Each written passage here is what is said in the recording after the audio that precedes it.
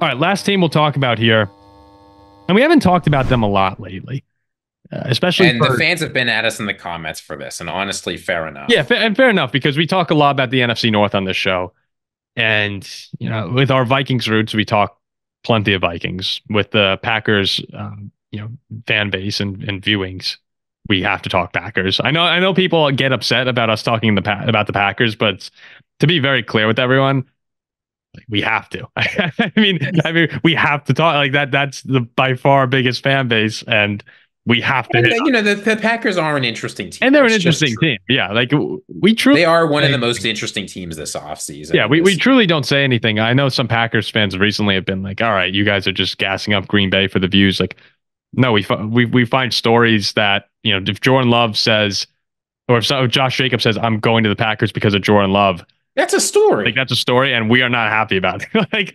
like I do like what Green Bay is doing. We wouldn't say it if we didn't. And obviously the Bears are in a position with Caleb Williams to be and Keenan Allen, all these moves they're making. So the Detroit Lions have sort of flown under the radar. And we have a good friend, Tom Monroe, who listens to the show, talks to us, big Detroit Lions fan. I'm sure Tom will hear this when it comes out. Tom is always texting me because we reference the Packers Lions game a lot on Thanksgiving. He's like, just so you know, like we didn't get blown out that game. And he texted me today. He's like, I think you need to put this in your background, the scoreboard of the game, the box score. He's like, just so you know, we didn't get blown out. And it's like, Tom, we rewatched the game this morning. It's like, you're down 23-6 at halftime. Like you are convincingly beaten in that game. But I guess that's just something we fundamentally disagree on. The Lions, though, quietly having a really, really good offseason for a team that already should have gone to the Super Bowl. What was the biggest weakness for Detroit heading into free agency, Ziggy? Well, the biggest weakness, I mean, you have to say it's defensive tackle and cornerback. Yeah, and when you go and look at DJ Reader, welcome to Detroit. Carlton Davis, welcome to Detroit. Like they've made some. I think Marcus Davenport too didn't really play a lot for the Vikings last year. Welcome to Detroit. This team has done a lot to try and improve. Who do you say? There's another quarterback, right? Robertson, Amik Roberts, Yeah, Amik who's Robertson. not Again, he's not going but to light the world on fire, but he's a guy you can put out there who won't get humiliated. yeah.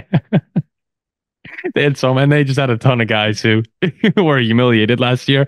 And then on the offensive side of the ball, and we're leaving some guys out here. Of course, we have to, but Zeitler, bringing in Kevin Zeitler from the Ravens, that offensive line. This is something Tom's talked about too. That offensive line in Detroit. I mean, holy crap! Like this team is really good everywhere. There aren't a lot of holes. And what I loved about Detroit is they addressed the biggest issues, and now they have a team that look. We talk about the Packers a lot, but Detroit is right there as an NFC North contender and a Super Bowl contender. We both like it. I'm speaking correctly for you, right? Oh yeah, I really like what they did this offseason. And in particular, I think this is one of those technical things that fans don't necessarily like to listen to, but is important. Their navigating of the guard market was masterful. I mean, you look at what guys were signing for. I mean, Lions fans, they were upset when Jonah Jackson left. Hopefully until they saw he was getting signed for 17 million a year. Robert Hunt went for 20 million. Kevin Dotson 16 million. Meanwhile, Graham Glasgow is a very good player, by the way. Is just sitting back there at 6. You're getting Kevin Zeitler. He wasn't in the top 10 guards signed this offseason in terms of money. I mean, that's an Right? It's a amazing 1 year deal. prove it Yeah. deal for one of the best guards in the NFL. I get that he's old, but this is a guy who can really play.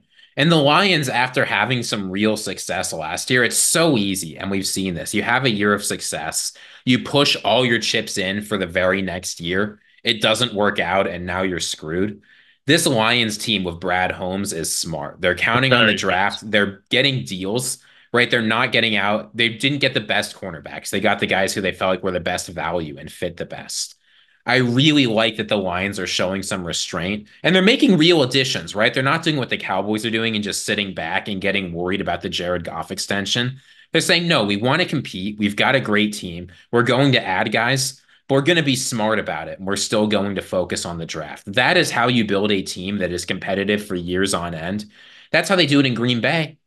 And it's worrying to see Detroit taking this up. I mean, you talk about guys and teams that constantly win free agency. Detroit was always a free agency winner with 10 mega free agents, all of whom sucked. It's a different time in Detroit, and I really like how they're operating it, even if it makes me nervous. No, they are one of the smartest teams in the league right now. I'm pretty sure at the combine, a lot of from what I heard, the people that I work with, a lot of people are impressed by the Detroit front office, even Campbell as well.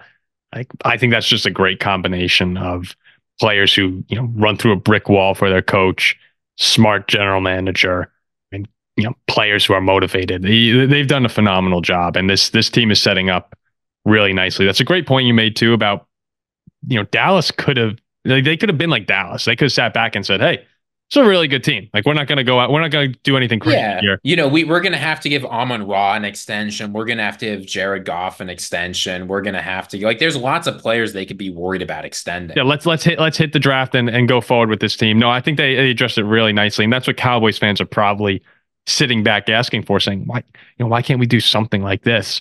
So Detroit, yeah, and they're probably going to nail the draft again because their drafts are just awesome. Well, So I'm not so sure about that, but this is the thing, right? They're putting themselves in a position where they can take the best players, take the best shot they have, and then if it hits, it hits, and if it doesn't, just do it again next year. is there a more complete team in the NFL than the Detroit Lions right now?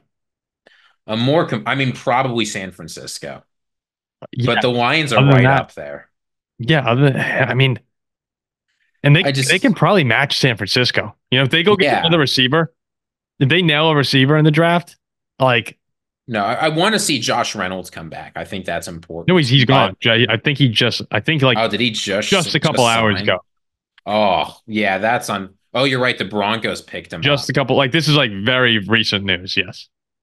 Yeah, but still, I mean, you're right. They need to add another receiver or two. But yeah, just the shift in just a couple years for all the people who are fans of teams that suck. What happened to Detroit can happen to you if you just get the right people. They're smart, they're careful, they're making good decisions, they're not overspending, they're going to be competitive. I can't believe it, but it's looking sunny in Detroit in the middle of winter. The new city, the Motor City, baby. They're back. Okay, let's move on to your. We were going to talk a little Bears Packers, but I think that was pretty good. No, we'll keep We'll talking about it as plenty the of Bears draft gets Packers. closer.